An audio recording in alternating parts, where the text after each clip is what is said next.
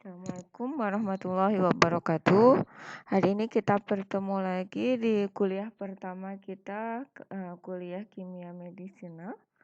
Walaupun sebelumnya kalian sudah bertemu dengan mata kuliah pendahuluan atau pengantar kimia medisinal. Jadi hari ini kita sedikit review saja materi yang sebelumnya ya. Oke. Maka hari ini saya beri judul, untuk pertemuan hari ini kita beri judul bagaimana sih cara menemukan obat baru.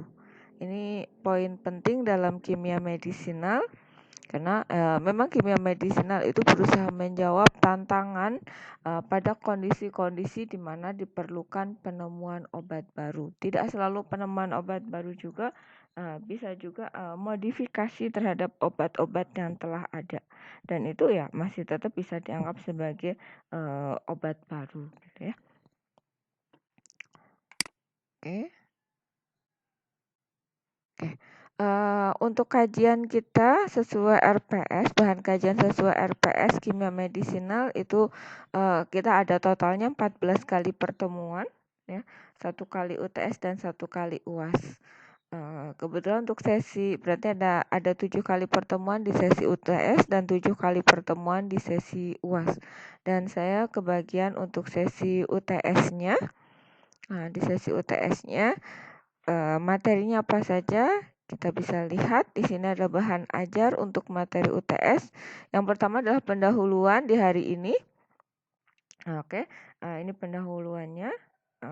Langsung ke nanti juga sebenarnya ada materinya langsung. Kemudian di pertemuan kedua kita akan belajar tentang prinsip dasar desain obat 1.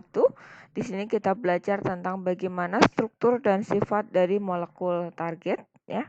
Sebagaimana kalian sudah pernah belajar di pengantar kimia medisinal bahwa penemuan obat modern itu selalu diawali dengan penentuan penyakit dan target kerjanya, gitu ya. Kemudian di pertemuan berikutnya kita akan belajar tentang prinsip dasar desain obat 2. Kita di sini membahas tentang bagaimana sih struktur dan sifat dari molekul obat.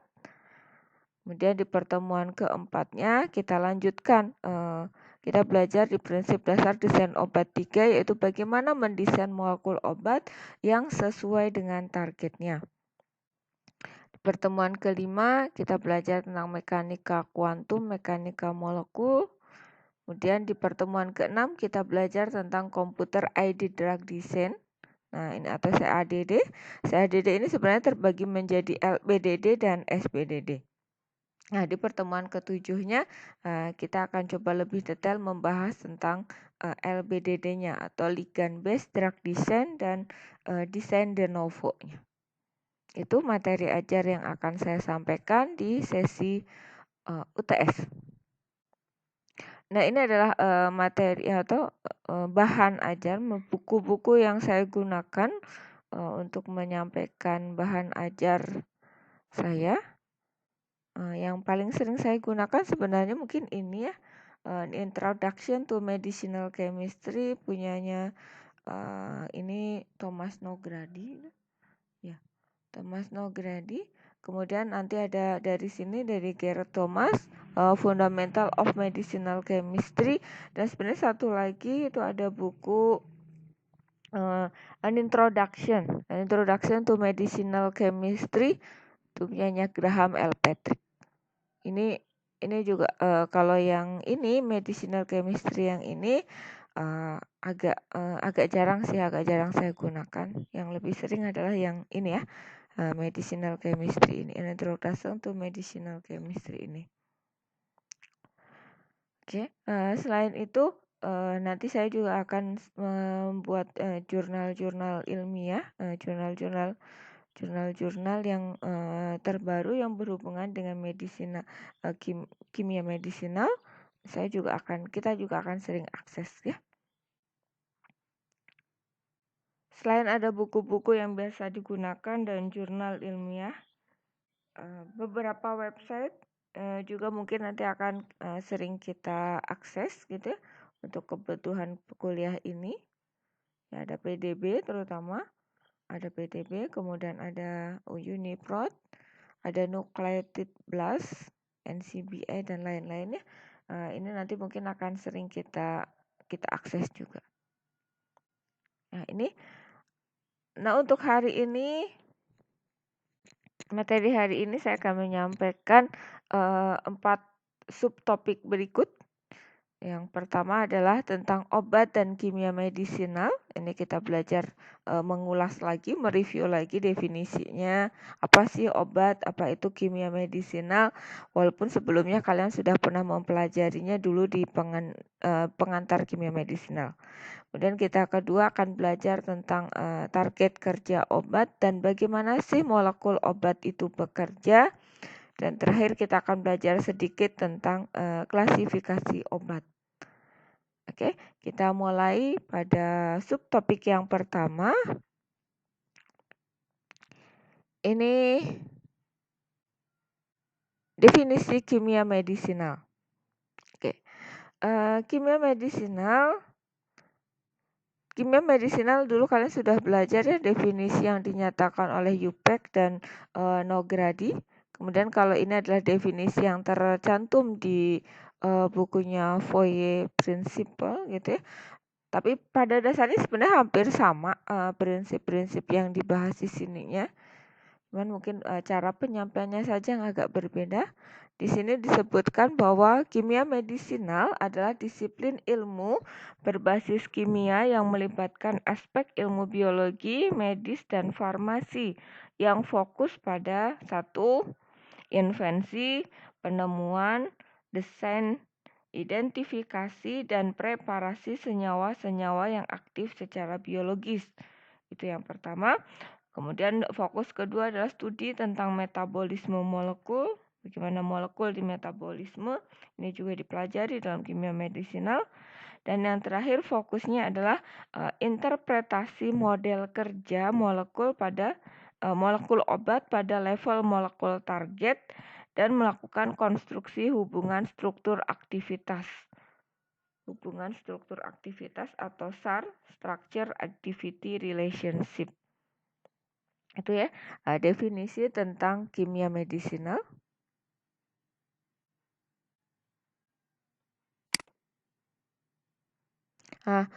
Kimia medisinal sebagai sebuah multidisiplin ilmu, tentu dia sangat membutuhkan ilmu-ilmu lainnya untuk menunjang si kimia medisinal ini. Nah, ini adalah ilmu-ilmu yang sangat berperan dalam kimia medisinal. Yang lain juga masih banyak ya, ada biologi, fisika, matematika, kimia, farmakologi, kimia organik, biokimia, statistik, komputer, dan sebenarnya masih banyak lagi ilmu-ilmu lain yang juga turut menunjang kimia medisinal itu. Oke.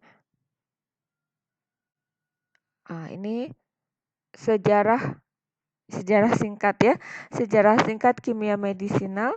Sebenarnya bicara tentang sejarah singkat kimia medisinal ya kita bicara tentang sejarah obat gitu ya. Bahwa obat pada zaman kuno gitu ya, obat telah dimulai digunakan sejak zaman kuno. Misalkan pada masyarakat Cina, Hindus, Mayan, dan Mediterania, diantaranya dulu sudah digunakan mahuang. Di dalamnya ternyata diketahui adanya ephedrine. Kemudian ada iperkakuan H, di dalamnya ada emetin. Ini sudah dikenal penggunaannya sejak zaman kuno. Kemudian masuk ke abad pertengahan atau sekitar tahun 1500-an, Paracelsus itu mulai menggunakan antimon dan garam-garamnya untuk semua ramuan pengobatan suatu penyakit. Ya. Nih, kemudian dilanjut pada abad ke-19. Nah, abad 19 itu abad perkembangan yang sangat pesat. Gitu. Ilmu berkembang, terutama ilmu kimia pada saat itu sangat berkembang. Kemudian banyak ilmuwan yang mulai melakukan sintesis, kemudian penelitian obat banyak dilakukan dengan mengeksplorasi sumber tanaman, mulai diisolasi tanaman-tanaman bahan kimia yang ada dalam suatu tanaman, diisolasi dan coba digunakan untuk pengobatan. Ya, diantaranya pada masa ini mulai ditemukan morfin, emetin, dan kafein. dan mulai digunakan obat dalam senyawa tunggal, ya terutama tadi yang hasil isolasi itu kan berarti senyawa tunggal mulai digunakan dalam pengobatan. Oh ya, pada abad 19 ini penemuan obat banyak sekali dilakukan di universitas-universitas, ya. Kemudian baru pada akhir abad ke-19, akhir abad 19 itu mulai bermunculan industri farmasi. Ya, banyak sekali industri farmasi yang muncul pada masa itu, yang kemudian masuk ke abad 19. Industri farmasi itu mendominasi penemuan atau penelitian seputar penemuan obat baru. Ya. Nah, pada abad ke-20 ini kimia sintetik berkembang pesat, obat-obat banyak diteliti yang bersumber dari bahan-bahan kimia sintetik. Dan penemuan obat baru itu dilakukan dengan pendekatan modern. Masih ingat ya? Pendekatan penemuan obat baru dengan pendekatan modern itu yang diawali dengan penentuan penyakitnya dulu. Jadi cari obat untuk suatu penyakitnya apa, kemudian ditentukan target kerjanya, dan kemudian baru dicarikan calon molekul obatnya. Itu prinsip pada penemuan obat dengan pendekatan modern yang mulai terkenal pada abad ke-19, abad 20 hingga sekarang. Nah, obat, jadi udah belajar tentang kimia medisinal, berikutnya belajar apa itu obat, gitu ya. Apa sih itu obat? Ya, kalau dalam pengertian kimia medisinal, yang dikatakan obat adalah setiap molekul yang dapat berinteraksi dengan sistem biologis dan menghasilkan respon biologis. Nah, setiap molekul yang dapat berinteraksi dengan sistem biologis dan menghasilkan respon biologis itu disebut obat. Nah, di sini berarti pengertian obat sangat luas. Jadi obat bukan berarti selalu harus sesuatu yang dalam sediaan tablet atau sediaan sirup atau sediaan supol gitu ya. Tidak. Tapi pokoknya semua molekul yang bisa berinteraksi dengan sistem biologis dan menghasilkan respon biologis itu dikatakan obat. Gitu. Nah, pada masa-masa awal gitu ya, pada masa-masa awal seorang ahli kimia, ahli yang menemukan obat ini biasanya kurang suka dengan istilah obat atau drug. Mereka lebih suka dengan istilah medicine gitu ya. Kenapa? Ya karena pada awalnya dan mungkin sampai sekarang gitu ya, istilah drug itu punya konotasi negatif gitu ya. Orang dikatakan menggunakan drug itu artinya biasanya menyalahgunakan obat gitu ya, atau menggunakan narkoba gitu istilahnya. Nah, maka para ahli ini kan nggak mau ya dikatakan menemukan obat untuk sesuatu yang disalahgunakan. Mereka inginnya menemukan obat itu untuk digunakan sebagai pengobatan untuk suatu penyakit. Maka mereka ada istilah drug, ada istilah medicine. Mungkin drug istilahnya sebenarnya lebih umum gitu ya untuk semua obat, sementara kalau medicine itu lebih spesifik. Asumsinya lebih spesifik bahwa medicine itu adalah obat-obat yang digunakan untuk pengobatan suatu penyakit. Maka ahlinya ini pun ahli yang menemukan obatnya bukan disebutnya ahli, bukan kimia drug atau kimia obat, tapi mereka menyebutnya adalah kimia medisinal atau medicinal chemistry. Nah, karena ada obat yang digunakan untuk pengobatan, kemudian ada obat yang digunakan dengan cara yang salah atau disalahgunakan, maka di masyarakat pada masa itu juga muncul istilah bad drugs, good drugs. Obat yang baik dan obat yang buruk. Obat yang baik adalah obat yang digunakan dalam pengobatan suatu penyakit. Nah, sementara obat yang buruk atau bad drugs artinya obat yang digunakan tidak sesuai dengan peruntukannya atau tidak digunakan dengan benar, gitu ya, maka dikatakan bad drugs. Berarti kalau kita punya morfin pada masa itu rata-rata dikatakan dia bad drugs. Kenapa? Karena banyak disalahgunakan, gitu ya. Sementara misalkan penisilin pada masa awal ditemukannya itu dianggap sebagai good drugs. Kenapa? Karena penyalahgunaannya relatif kecil dan pada saat itu penisilin sangat menolong gitu ya, menolong mampu menyembuhkan berbagai penyakit yang disebabkan oleh infeksi bakteri, banyak nyawa tertolong pada saat itu. Nah, kemudian juga ada muncul istilah ada safe drug and unsafe drug, untuk obat yang aman dan obat yang tidak aman. Obat yang dikatakan aman adalah obat yang tidak menimbulkan efek samping, gitu ya. Nah, penisilin itu pada awalnya dianggap sebagai obat yang sangat aman pada saat awal, ya. Nah, tapi kemudian seiring berjalannya waktu, kita mulai mempertanyakan nih, benar nggak sih ada obat yang good drugs dan ada yang safe drug, benar-benar gitu ya, benar-benar obat yang baik dan obat yang aman, gitu ya. Dan tadi obat yang baik itu kalau penggunaannya digunakan untuk pengobatan suatu penyakit, ya, bukan untuk disalahgunakan atau digunakan pada kondisi yang salah.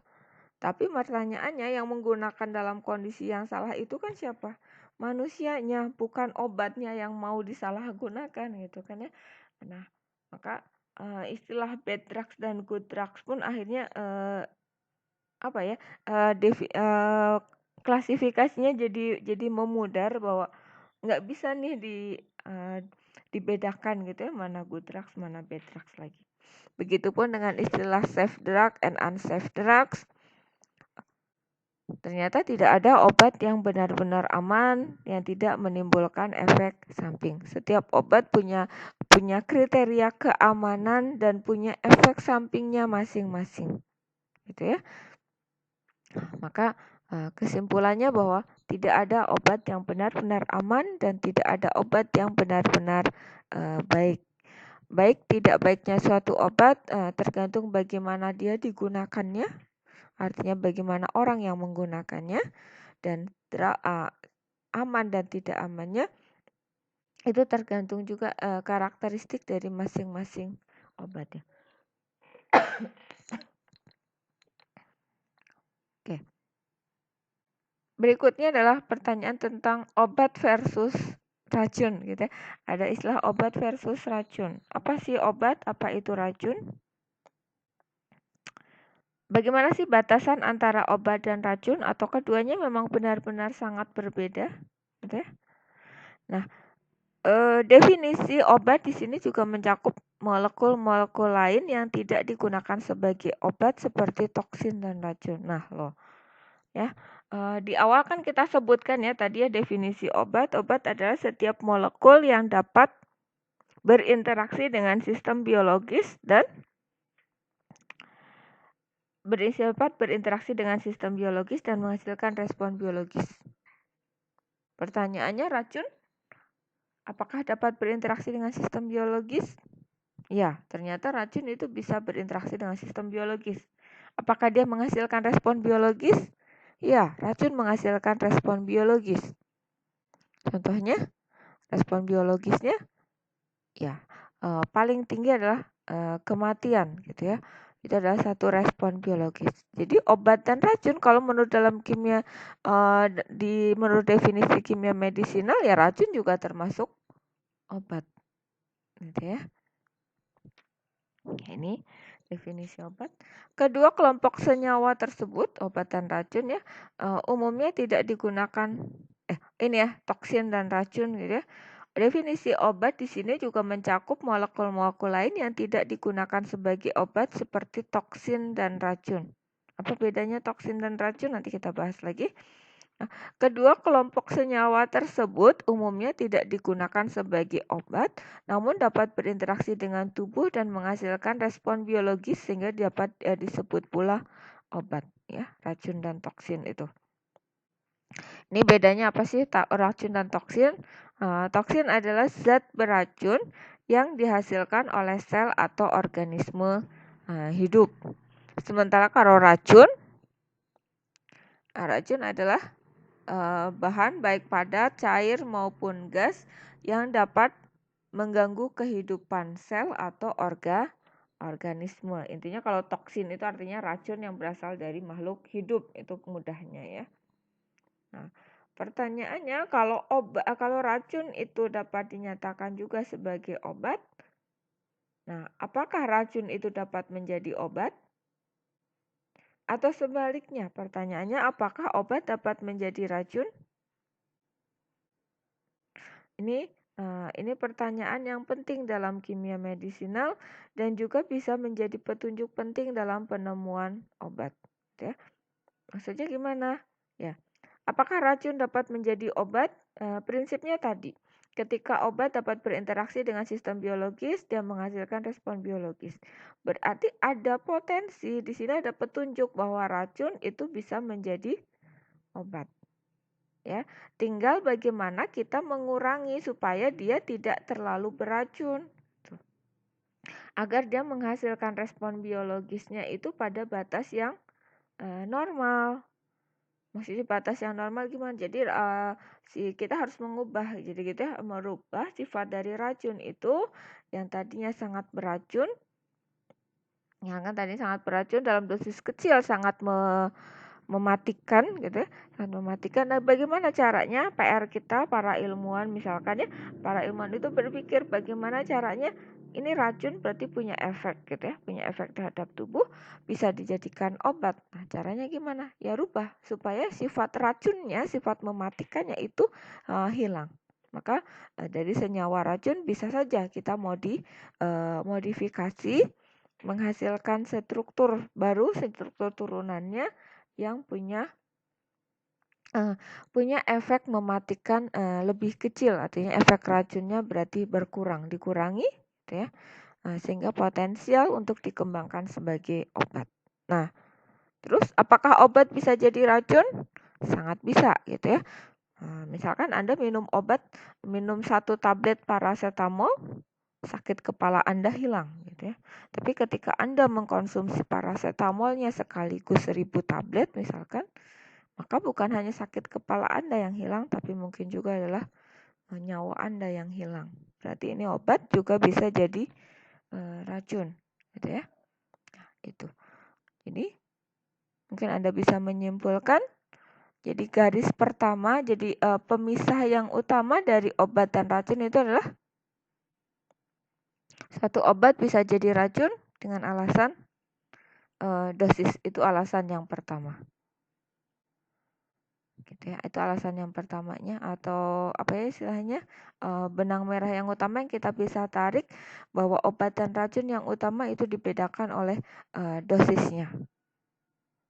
Walaupun mungkin racun, kalau obat itu bisa langsung jadi racun hanya dengan menambahkan dosisnya, artinya kita gunakannya secara berlebihan itu langsung bisa jadi racun. Tapi mungkin racun untuk dijadikan obat tidak bisa hanya semata-mata menurunkan dosisnya. Kita perlu usaha lebih untuk membuat dari racun menjadi obat, gitu ya. Oke. Nah, ini adalah contoh beberapa obat. Nah, kita coba ingin kaji apakah benar obat yang benar-benar aman. Ada nggak sih obat yang benar-benar aman? Nah, ini contohnya kita sebut alkohol. Alkohol itu suatu obat ya. Dia bisa berinteraksi dengan sistem biologis, menghasilkan respon biologis. Alkohol merupakan obat yang banyak digunakan. Dosis terapinya sangat sulit ditentukan. Ini suatu buku malah menyebutkan bahwa alkohol itu sebenarnya obat yang paling tidak aman. Jauh lebih tidak aman dibandingkan ganja. Itu Di bukunya Graham L. Patrick disebutkan seperti itu. Kenapa? Karena si alkohol ini sangat sulit ditentukan dosis terapinya berapa. Ya, ini untuk penggunaan sistemik loh ya. Ini maksudnya untuk penggunaan sistemik, dosis terapinya itu sangat susah untuk ditentukan. Beda dengan ganja. Ganja itu dosis terapinya sudah bisa ditentukan dengan baik dengan indeks terapi yang sebenarnya cukup luas. Makanya ada negara yang membebaskan atau membolehkan penggunaan ganja ya alasannya karena tadi indeks terapinya luas, cukup luas sebenarnya. Untuk ganja itu atau marijuana. Ya, itu alkohol. Kemudian kita lihat kafein. Nah, kafein mungkin lazimnya tidak digunakan sebagai obat tapi hadir dalam minuman.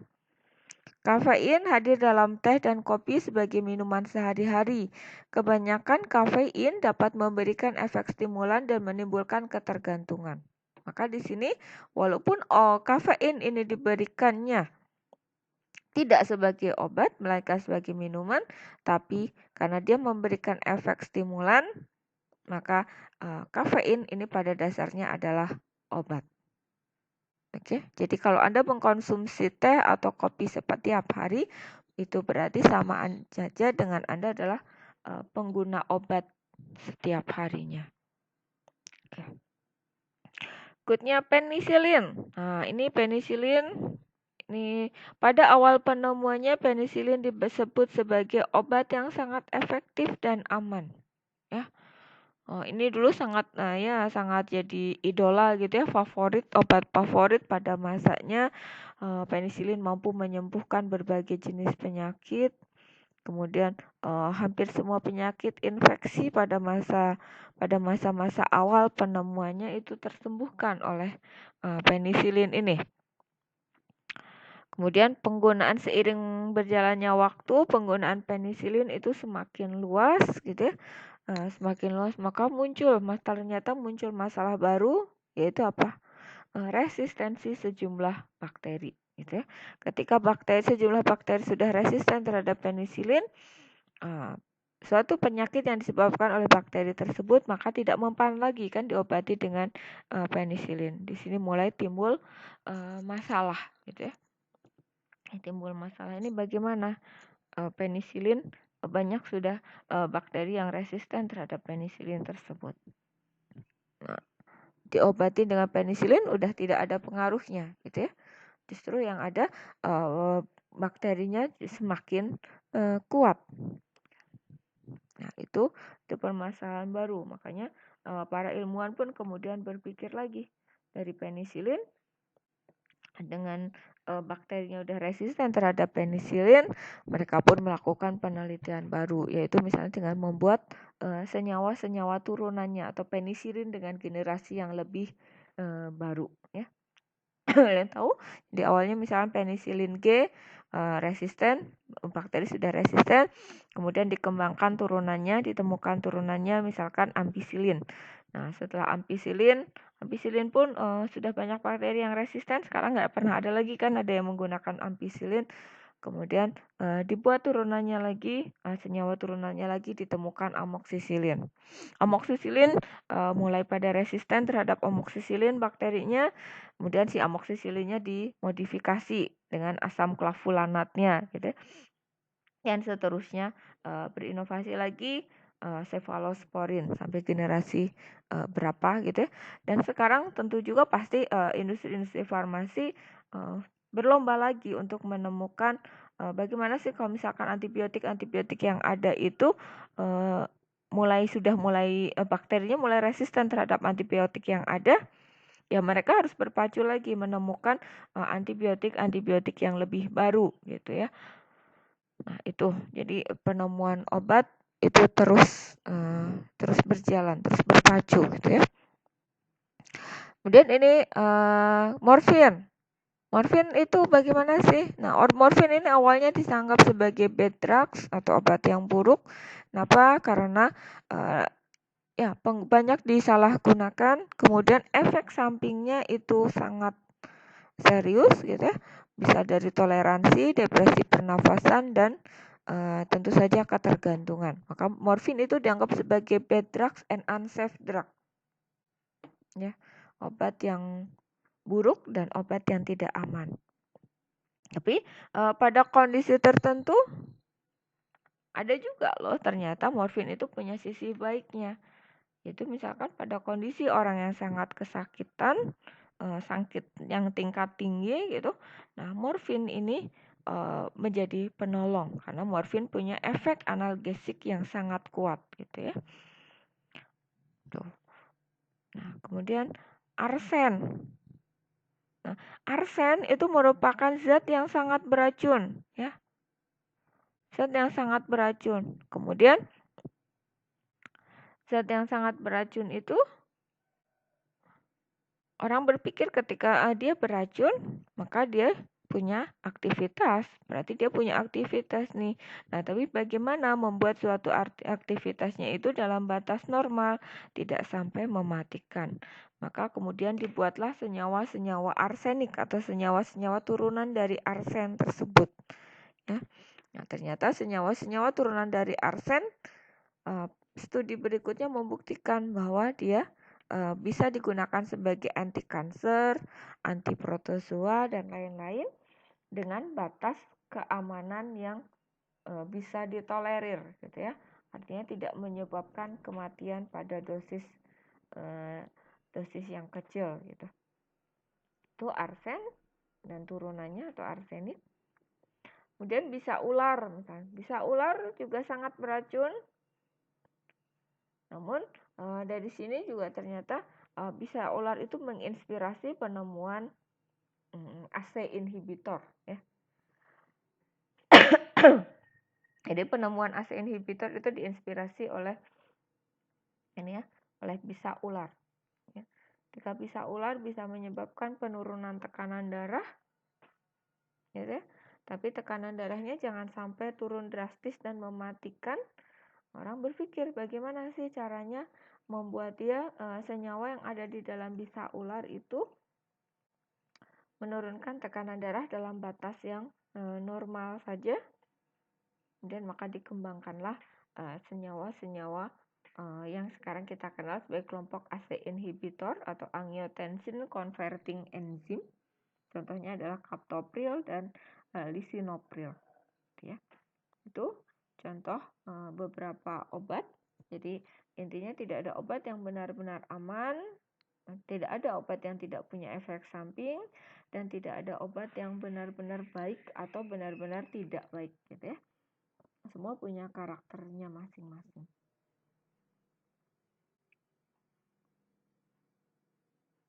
Nah, oke. Ini kerja obat.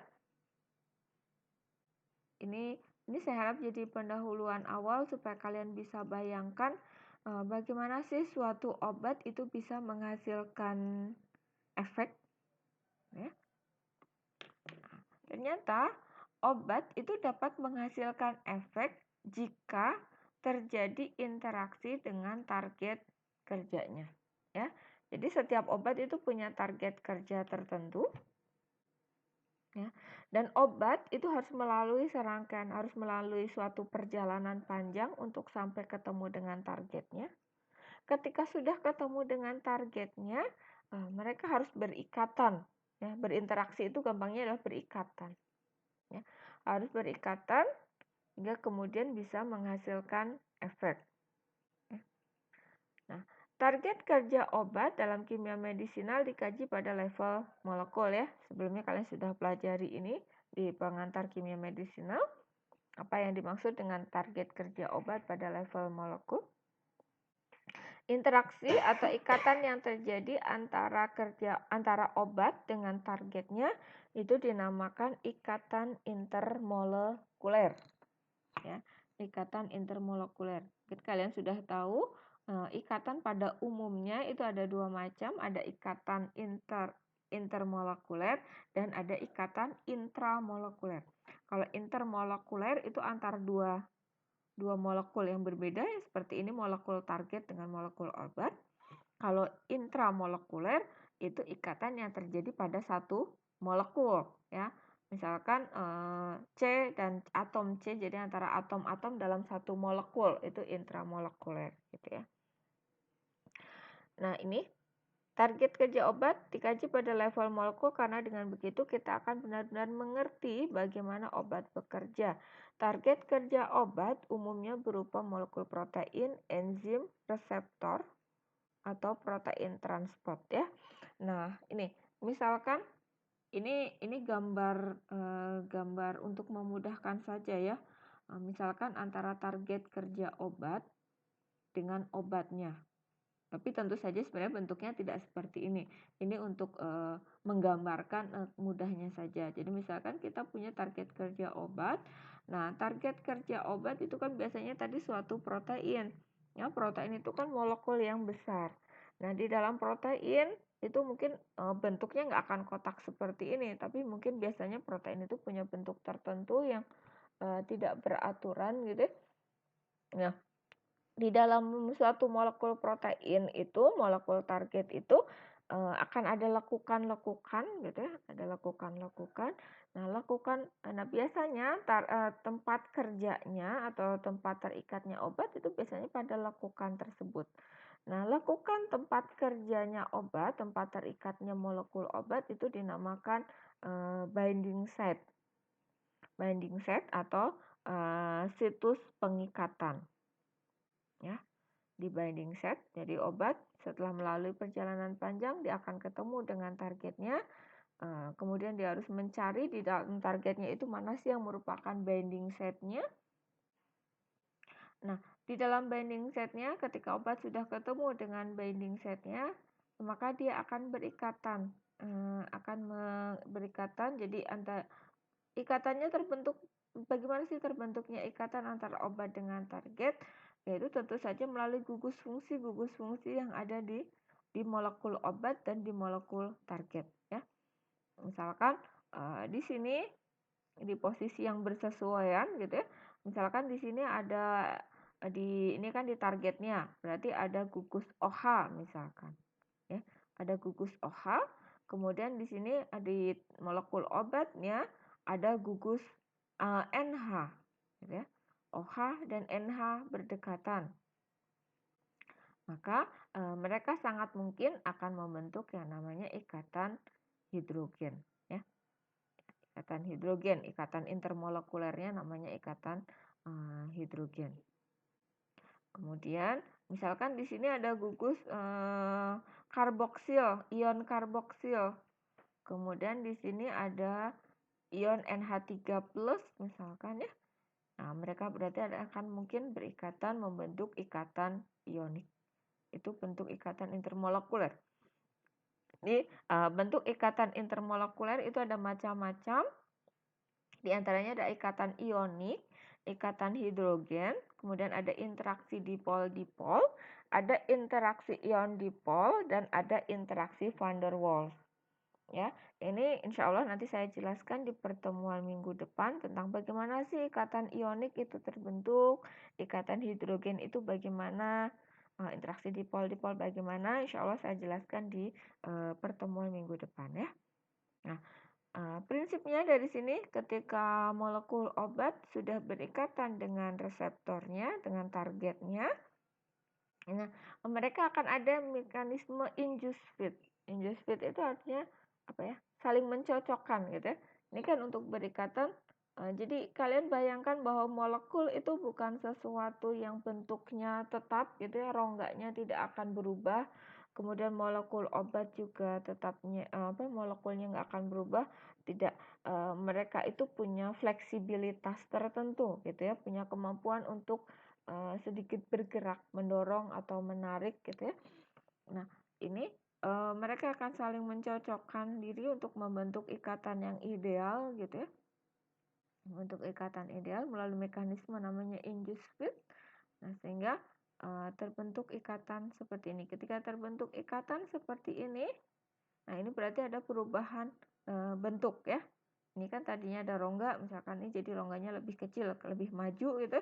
Nah, ini berarti ada perubahan bentuk dari molekul obat dan target yang mereka saling berikatan membentuk kompleks. Itu. Nah, ini nanti baru karena dengan perubahan bentuk dari inilah akan dihasilkan suatu efek. Ya. Nah, ini saya harap kalian pahami dulu, bayangkan dulu mekanisme kenapa suatu obat bisa berikatan, mereka kenapa bisa menghasilkan efek gitu ya. Ini sampai sini dibayangkan dulu. Nanti kita baru bayangkan ikatannya seperti apa sih. Tolong bayangkan bahwa bentuk bentuk ada lekukan di dalam suatu lakukan di dalam binding set atau di dalam target kerja obatnya itu. Nah, berarti di dalamnya kira-kira ada apa saja sih di dalam lekukan itu gitu ya, sehingga mereka bisa saling berikatan antara obat dengan targetnya tersebut. Oke. Itu untuk mengenai kerja obat ya. Oke. Itu untuk kerja obat. Nah, sebagai kemudian bagian pengantar yang terakhir mungkin kita juga harus menjelaskan tentang klasifikasi obat. Kalau Anda ditanya klasifikasi obat itu diklasifikasikan menjadi apa saja, sekalian jawab ada obat bebas terbatas, obat keras, narkotik, psikotropik. Boleh mengklasifikasikan seperti itu? Boleh ya. Nah, kan emang itu termasuk klasifikasi obat, tapi klasifikasi obat menurut siapa gitu ya. Obat bebas terbatas, narkotika, keras gitu ya. Itu adalah klasifikasi obat menurut undang-undang.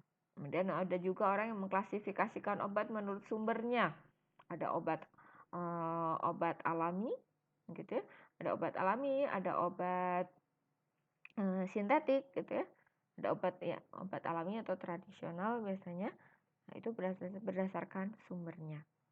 Tapi kalau dalam kimia medisinal tentu kita jarang akan menyebut klasifikasi obat berdasarkan undang-undang, itu akan sangat jarang ya. Kalau berdasarkan sumbernya mungkin kita akan sering menyebutkan gitu ya. Oh, ini obatnya dari bahan alam, oh ini obatnya dari sintetik murni gitu, atau mungkin ini semi sintetik, itu mungkin akan disebutkan gitu ya. Nah, tapi yang mungkin sering sekali disebutkan di sini adalah bahwa obat itu bisa diklasifikasikan berdasarkan efek farmakologisnya. Di sini obat dikelompokkan berdasarkan efek farmakologis yang dihasilkan, itu seperti analgesik. Oh, ini kan obat kelompok analgesik, artinya dia bisa menurunkan demam, mengobati nyeri gitu ya. Kemudian ini antipsikotik, ini antihipertensi, antidiabetik, antidiuretik, atau diuretik, antidiabetes misalkan dan lain-lain ya. Itu berarti adalah klasifikasi obat berdasarkan efek farmakologis yang dihasilkannya. Selain efek farmakologis yang dihasilkan, obat juga bisa diklasifikasikan berdasarkan struktur molekulnya. Jadi berdasarkan struktur molekulnya, misalkan sekelompok senyawa obat itu dapat dikelompokkan berdasarkan kemiripan rangka strukturnya. Misalnya antibiotik beta-laktam ya. Antibiotik beta-laktam itu berarti di struktur kimianya mereka itu semuanya punya cincin namanya cincin beta-laktam. Hanya rantai-rantai sampingnya yang berbeda. Maka mereka dikelompokkan sebagai satu kelompok, yaitu kelompok beta-laktam. Kemudian, ini obat kelompok steroid ya, mereka punya rangka steroid. Kelompok barbiturat punya rangka barbiturat gitu ya. Nah, itu berarti rangkanya yang sama. Rangkanya yang hampir sama gitu ya. Hanya biasanya rantai-rantai sampingnya yang berbeda. Kalau itu berdasarkan struktur molekulnya. Dan biasanya obat-obat yang memiliki struktur molekul yang sama seperti itu sebenarnya efek farmakologisnya juga sama biasanya ya. Oke, itu berdasarkan struktur molekulnya. Kemudian ada juga klasifikasi obat berdasarkan sistem targetnya. Di sini obat dapat diklasifikasikan berdasarkan apakah obat tersebut mempengaruhi sistem target tertentu. Misalnya, ini obat sistem kardiovaskuler. Artinya kerjanya di sistem kardiovaskuler. Di sistem kardiovaskulernya pada molekul target yang mana, entah, pokoknya di sistem kardiovaskuler. Ya. Dan apakah obat sistem pernafasan, obat sistem endokrin, ya. Berarti klasifikasi sistem berdasarkan sistem targetnya ini masih klasifikasi yang sangat luas gitu ya. Karena kan sistem kardiovaskuler itu kan melibatkan banyak organ. Di dalam banyak organ itu ada banyak target yang mungkin gitu ya, sel target yang mungkin, sel target atau molekul target yang mungkin jadi target kerja obatnya. Jadi klasifikasi itu sangat luas. Nah, yang terakhir yang mungkin akan sangat sering kita bahas di kimia medisinal adalah klasifikasi obat itu berdasarkan molekul targetnya. Nah, yang di sini obat diklasifikasikan berdasarkan molekul target yang menjadi target kerjanya. Misalnya adalah target kerjanya adalah reseptor dopamin, ya. Reseptor dopamin. Nah, nanti obat dibedakan lagi. Oh, kerjanya di reseptor dopamin. Nah, pertanyaannya, dia sebagai agonis atau antagonis. Berarti nanti dikelompokkan lagi, ya. Reseptor di kerjanya sama-sama di reseptor dopamin, tapi nanti ternyata ada dua kelompok obatnya, ya. Ada antagonis dopamin atau reseptor reseptor dopamin. Antagonis dopamin atau agonis dopamin. Jadi kalau agonis dopamin itu efeknya akan sama seperti dopaminnya. Kerjanya pada reseptor dopamin. Kalau antagonis dopamin, dia kerjanya sebenarnya bukan melawan dopamin, tapi menghalangi dopamin bekerja, biasanya seperti itu ya. Menghalangi atau menyebabkan dopamin itu tidak dapat bekerja sebagaimana mestinya. Itu yang dinamakan sebagai antagonis dopamin, ya. Itu kalau target kerjanya berupa reseptor, maka obatnya bisa diklasifikasikan sebagai agonis atau antagonis. Sementara kalau target kerjanya berupa molekul enzim, biasanya mereka diklasifikasikan sebagai inhibitor. Biasanya sebagai inhibitor, ya. Walaupun pada enzim itu sebenarnya bisa jadi inhibitor atau aktivator. Tapi jarang ya ditemukan obat yang bekerja sebagai aktivator enzim. Itu klasifikasi obat. Nah, ini terakhir untuk pertemuan pertama hari ini. Semoga mata kuliah pendahuluan ini, pertemuan pendahuluan di kuliah kimia medisinal ini akan menambah wawasan Anda untuk lebih tertarik lagi belajar kimia medisinal. Tidak lagi menganggap bahwa kimia medisinal itu ilmu yang susah, tapi akan lebih menyenangkan bagi Anda, dan ilmu yang Anda hasilkan, yang Anda peroleh di kuliah ini akan bermanfaat bagi kita semua. Amin.